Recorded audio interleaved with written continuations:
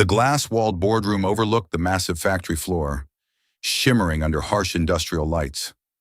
On the primary monitor, a high-stakes contract flickered, filled with dense, untranslated German technicalities. Margaret Cole, the iron-willed CEO, tapped her pen aggressively. The official translator stammered, his face pale as he struggled with the complex jargon. Behind them, a janitor pushed his floor scrubber, the rhythmic hum the only sound in the tense room. Margaret caught his eye and scoffed, a mocking smile on her lips. "Translate this, if you can," she challenged, sparking a ripple of laughter. The janitor stopped. He looked at the screen. Then, he began to read. Elias Weber was 50 years old, and he was a man who had mastered the art of being invisible. Every morning he arrived at the massive automation factory, long before the sun had even cleared the horizon. He liked the stillness of the dawn, the way the industrial silence felt before the machines began their deafening daily grind. His life was defined by the quiet rhythm of his work, the scent of floor wax, the precision of a perfectly buffed hallway, and the hum of industrial cleaning machines. To the high-flying executives, he was a ghost in a jumpsuit, someone who cleaned up after their mess without ever leaving a footprint of his own. In a past life, Elias had been a titan of the Stuttgart engineering scene. He was the man who kept the gears of Germany's most prestigious mechanical firms turning. He spoke the language of sensors, torque, and legal liabilities as fluently as his native tongue. He remembered the long nights spent under the shadow of the Black Forest, analyzing blueprints until his eyes burned. He had been a senior technical manager, a man whose signature could move millions of euros. But 15 years ago, the successful life he had built collapsed. A brutal family crisis, followed by a painful divorce, had stripped away his ambition. He realized that while he was managing the world's most complex machines, his own family had rusted beyond repair. He had been chasing shadows of success while his son grew up through a series of nanny reports and empty hallway echoes. He moved to the United States with nothing but a suitcase, and Jonah, who was just a toddler then. He sought a fresh start, a life where he could leave his stress at the factory gates. He chose the role of a janitor, not because his brain had slowed down, but because he wanted his soul to speed up. He wanted to be a father who was actually there. When he clocked out at 3 p.m., his mind was 100% free for Jonah's baseball games, his history homework, and the quiet dinners they shared. He learned that there was more dignity in a clean floor than in a corrupted contract. The factory where he worked was currently on a knife's edge. They were in the final stages of a negotiation with a massive German supplier for new automated assembly lines. This deal was the factory's heartbeat. If it failed, the plant would likely close, and hundreds of families would be out of work. Margaret Cole, the 44-year-old CEO, was a woman of pure steel. She was brilliant and decisive, but her success had given her a sharp, impatient tongue. She lived by the clock and the bottom line, and she had little patience for anyone who couldn't keep up with her pace. She had built a fortress of arrogance around her, believing that leadership was about barking orders and demanding the impossible. Inside the boardroom, the tension was suffocating. The German partners sat like stone statues on one side of the mahogany table. They had added a technical appendix to the contract at the very last minute, a document written entirely in specialized high-level industrial German. The official translator, a young man from a high-priced agency, was visibly drowning. He knew how to order a beer in Berlin, but he had no idea what a recursive liability loop looked like in a technical dialect. "I'm waiting," Margaret snapped, her pen tapping a frantic staccato. "Is this a warranty? Is it an insurance clause? I need to know what I'm signing, or we walk away right now." The translator wiped sweat from his upper lip, his voice trembling.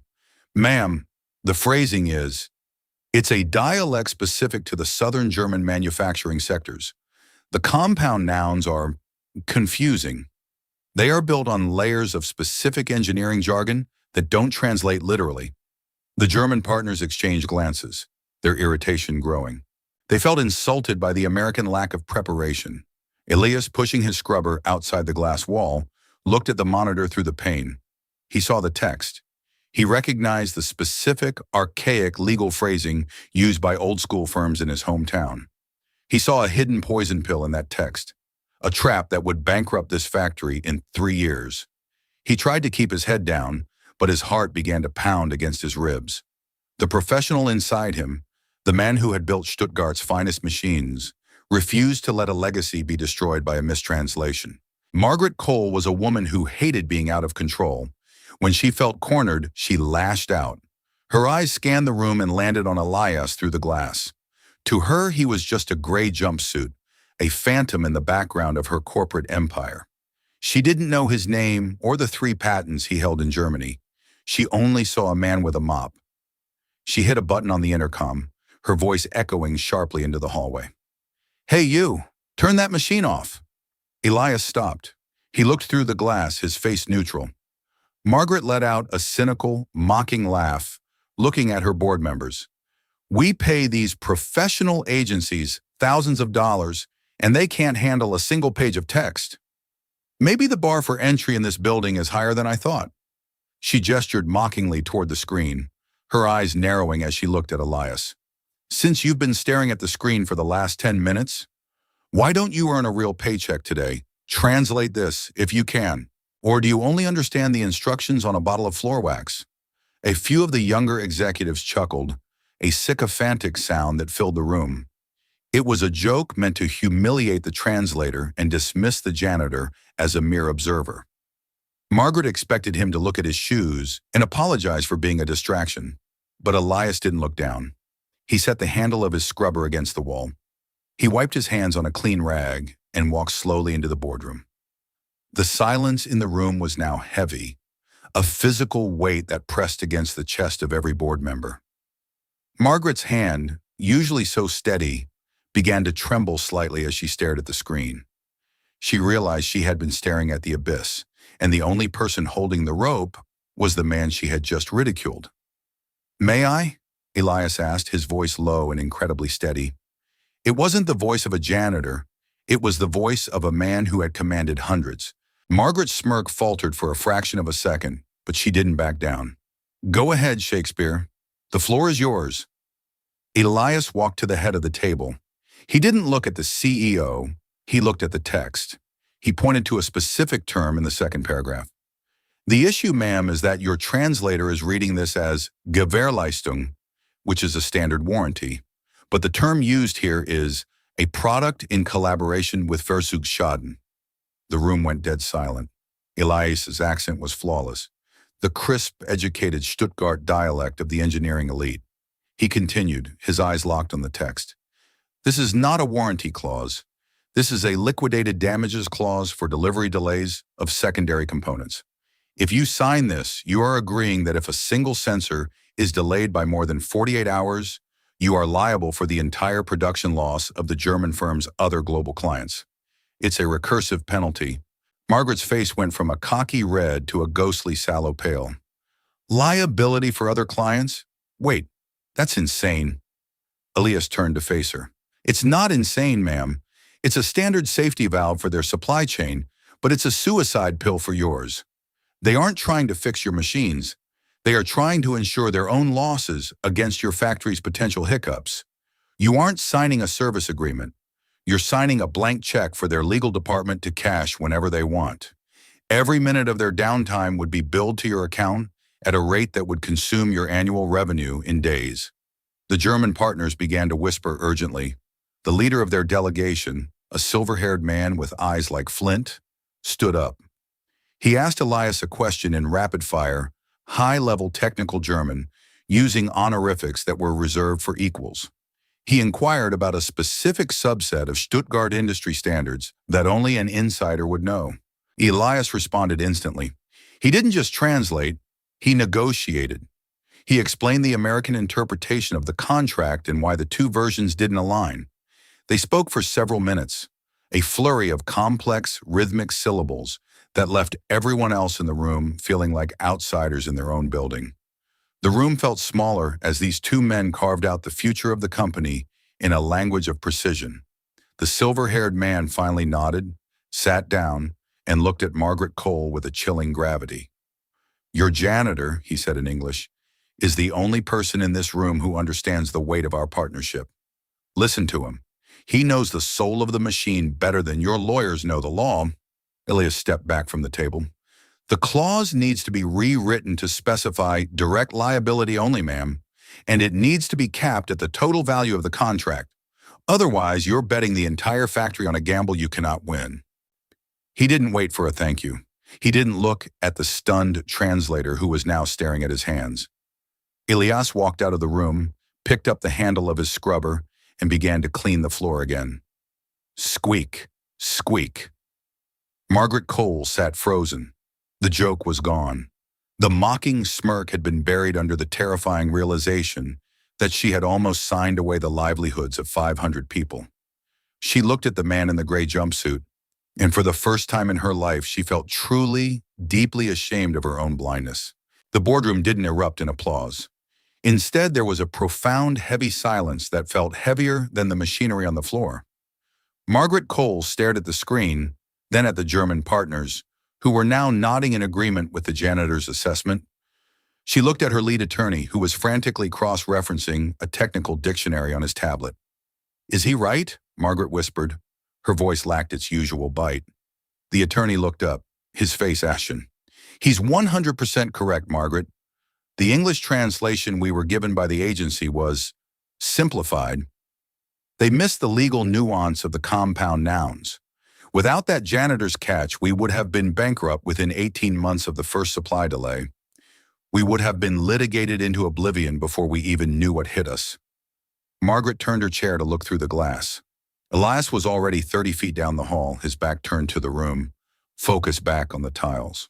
She realized with a jolt that she didn't even know his name. He had worked in this building for 3 years, and she had treated him like part of the furniture. She felt a sudden wave of nausea at her own arrogance. "Elias Weber?" she said into the intercom. Her assistant had scrambled to find his name on the payroll app. He stopped and turned around. "Yes, ma'am? Please, come back in and leave the machine." Elias walked back into the boardroom. This time, no one laughed. The German partners stood up as he entered, a sign of respect for a man who spoke their language better than their own translator. Margaret signaled for her assistant to bring a chair. "Sit down, Elias," she said. Her voice was quiet now, tentative. "I want you to help us go through the entire technical appendix. Every page, every word. I want your eyes on every single technical specification." Elias sat. He didn't brag. He didn't mention the "if you can" comment. He simply opened the contract and began to work. For the next 4 hours, the janitor was the most important person in the room. He clarified terms that had been misunderstood for weeks. He explained the German manufacturing standards and how they differed from American ones. He wasn't just translating words, he was translating intent. He pointed out where the gears would grind and where the legal friction would ignite. He explained the historical reasons behind the phrasing, giving the American team a crash course in European corporate logic. By the time the sun began to set, casting long amber shadows across the office, the contract had been completely revised. The German partners were visibly more relaxed. They finally felt understood. They realized they weren't dealing with a company that was trying to cut corners, but a company that finally understood the gravity of the stakes. The contract was signed with a handshake, a real one this time. After the meeting, Margaret asked the others to leave. She sat across from Elias, the silence of the evening settling over the office like a blanket. "I checked your full file while you were working," Margaret said, leaning back. "Technical manager, Stuttgart Engineering, a patent for automated sensor arrays. You've been a janitor here for 3 years, Elias. Why? You could have been the chief technology officer of a dozen firms. You could be sitting where I am." Elias leaned back, his face calm, reflecting the peace he had found in his humble role. "I did that life, Margaret. I sat in these chairs. I spent 15 hours a day thinking about liability and profit margins. And while I was doing that, I missed my son's childhood. I lost my marriage because I was more married to my spreadsheets than my wife. When I moved here, I made a choice. I wanted a job that stayed at the factory gates. I wanted to be a father, not a title." He paused, a small smile touching his lips. "Being a janitor means when I clock out at 3 p.m., my brain belongs 100% to Jonah. I don't have emails. I don't have international calls. I have my son, That's why I clean floors. It's a fair trade for my soul. It's the only way I could find to be the man I needed to be. Margaret looked at her own phone, which had buzzed 20 times in the last hour, with urgent notifications she felt she had to answer. She looked at the man across from her and felt a sudden sharp pang of envy. He was freer than she was. He had a clarity of vision that her power had obscured. "I was a jerk today," Margaret admitted. It was a raw admission for a woman of her rank. That comment about my salary, the mocking tone, I was trying to feel powerful because I was terrified of losing control of the meeting. "I'm sorry, truly." "It's fine," Elias said. "I've been called worse by people with less power." "It's not fine," Margaret insisted. "You saved this factory today. You saved 500 jobs. I can't let you go back to mopping floors. Not because I'm doing you a favor, but because I need your brain. We're expanding our international reach. We need a strategic technical advisor for the European contracts. It's not a management role. No direct reports. No 2 a.m. calls. You work while Jonah is at school. When he's home, you're home. But when we have a contract on the table, I want you in that chair." Elias looked at the offer. He knew what it meant. More money, enough to pay for Jonah's college and then some. But it also meant stepping back into the world he had left behind. "Why?" Elias asked. "Because," Margaret said, her voice quiet and sincere, "today I learned that the most important facts aren't always in the reports. Sometimes they're in the hands of the people we don't even bother to look at. I want to learn how to see better, Elias. And I think you're the only one who can teach me." Elias thought about Jonah. He thought about the pride in his son's eyes if he knew his dad was helping people build things again. "I'll do it on one condition," Elias said. "What's that?" "I keep my gray jumpsuit in my locker. Sometimes cleaning a window is the only way to remind yourself to see the world clearly. I don't ever want to forget what it's like to be invisible." Margaret laughed, a real, genuine laugh this time. "Deal. I'll buy the Windex myself." The news of the janitor's contract spread through the factory like a shockwave. Suddenly, Elias Weber wasn't invisible anymore. When he walked through the plant, the assembly line workers, men and women who had ignored him for years, now gave him a nod of deep respect. The managers who used to treat him like a ghost now stopped to ask for his opinion on machine calibrations or supply chain bottlenecks. But Elias didn't change his stripes. He still arrived at 6 a.m. He still shared his lunch with the maintenance crew on the loading dock. He simply traded his mop for a tablet 3 days a week. On the other days, he still helped the new janitorial staff. One afternoon, he found a young man named Leo, a new hire who was struggling with the heavy scrubber. "It's about the angle, Leo," Elias said, taking the handle for a moment. "If you only look straight on, the glass looks clean. But if you shift your perspective, you see the streaks. Contracts are like that. People are like that too. Never stop looking for the streaks, even when everyone tells you it's clear." He handed the machine back to a wide-eyed Leo. Elias understood that every job, no matter how humble, was a craft. One evening, Elias was helping Jonah with his German homework. The boy looked up, his eyes curious and filled with a new kind of pride. "Dad, I heard some kids at school talking. They said you made the CEO look like an amateur in a meeting last week. They said you saved the whole company from a poison pill." Elias smiled, stirring a pot of soup on the stove. "I didn't make her look like an amateur, Jonah. I just corrected a sentence. In engineering, a single sentence can be the difference between a bridge that stands and a bridge that falls. I was just doing my job. Precision is a duty, not a choice." "But did you embarrass her?" Jonah asked with a grin. Elias sat down across from his son. "No. I helped her see what was hidden, and in return, she helped our family. We don't have to worry about your college anymore, Jonah. But more importantly, she learned that you can't judge a person by the uniform they wear. That's a lesson she needed more than the contract." Inside the company, things were changing. Margaret Cole had restructured the entire legal and translation department. She realized that relying on a single source of information was a dangerous gamble. She implemented a cross-functional review where floor workers and technicians were invited into contract meetings to verify technical feasibility. The silos were coming down, replaced by a bridge of collective competence. The German partners, impressed by the factory's sudden depth of knowledge, signed another deal for a secondary plant.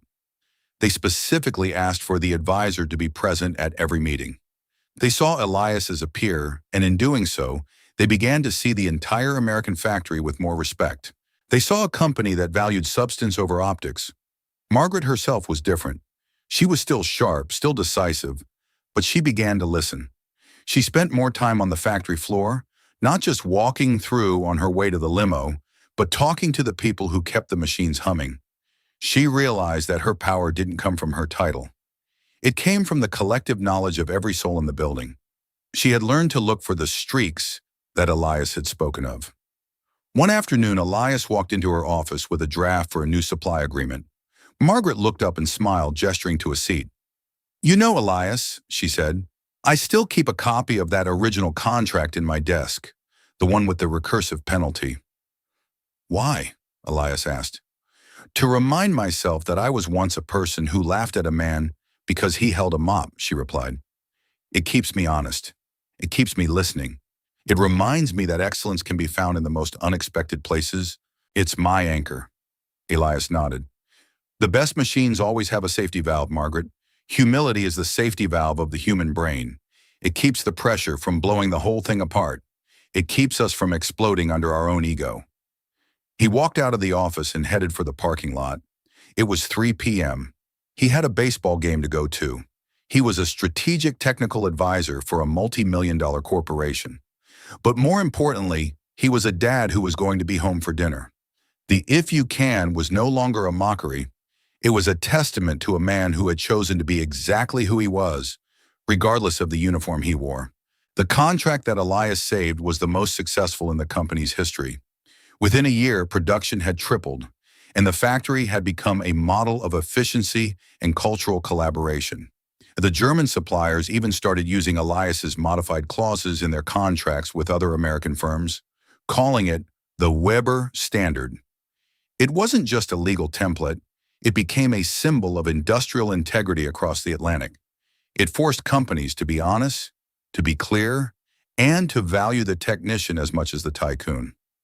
Elias officially split his time now, part-time janitor, part-time international technical consultant. He refused to give up the janitorial work entirely, despite the director's protests. He said it kept his hands busy and his mind clear. He didn't want the fancy office or the mahogany desk. He preferred the quiet rhythm of the hallways, where he could observe the company he had helped save from the ground up. At the company's annual shareholder meeting, Margaret Cole stood on the stage. She spoke about the record-breaking profits and the new partnerships in Europe. But she didn't talk about herself. "This year," Margaret told the audience, "we learned a very expensive lesson for free. We learned that skill doesn't depend on a title. We learned that the person holding the mop might have a more profound understanding of our foundation than the person holding the pen. We've learned to value knowledge over optics. We've learned that a janitor can be an engineer, and an engineer can be a teacher. We learned that true power is the ability to listen to the truth, no matter who is speaking it." She looked toward the side of the room where Elias was standing, leaning against the wall in his old gray jumpsuit. He caught her eye and gave a small, respectful nod. He didn't want the applause, but he appreciated the acknowledgement. He felt a quiet pride in the standard he had helped set. The story of Elias Weber became a legend in the town. It reminded everyone that the quietest person in the room might be the smartest. It reminded them that everyone carries a history that you can't see, and that every role in a society is essential if you want the whole machine to work. It inspired a new generation of workers to take pride in their craft, whatever it might be. Elias returned home that evening to find Jonah waiting for him with a German essay he had been struggling with. "Can you check this, Dad?" Jonah asked. "I think I messed up the grammar in the final paragraph. It feels clunky. I can't find the right word for what I want to say." Elias sat down, put on his glasses, and looked at the page. "Let's see," he whispered. Yes. You used the wrong verb for to build. You used the word for a house, but you're talking about a dream. Those are different things in German. One is made of bricks, the other is made of hope. One is a structure, the other is an architecture of the soul." "How do you know the difference?" Jonah asked. Elias smiled, his eyes twinkling with the wisdom of 1,000 cleaned windows, and 1,000 blueprints. Because, Jonah, I've spent my whole life building both. And the most important thing I've learned is that it doesn't matter what people call you, as long as you know the truth of what you've built, and as long as you can look at the glass and see no streaks. The contract was signed. The machines were humming. The factory was safe. Elias Weber was just a man, a father, a janitor, an engineer. He was a reminder that excellence isn't a job description. It's a way of being in the world. And as he closed his son's textbook, he knew he was exactly where he was meant to be. The "if you can" had become "he did." And the world was better for it. If you believe that true ability has nothing to do with a job title, subscribe for more stories like this, and leave a comment. Have you ever been underestimated because of your title?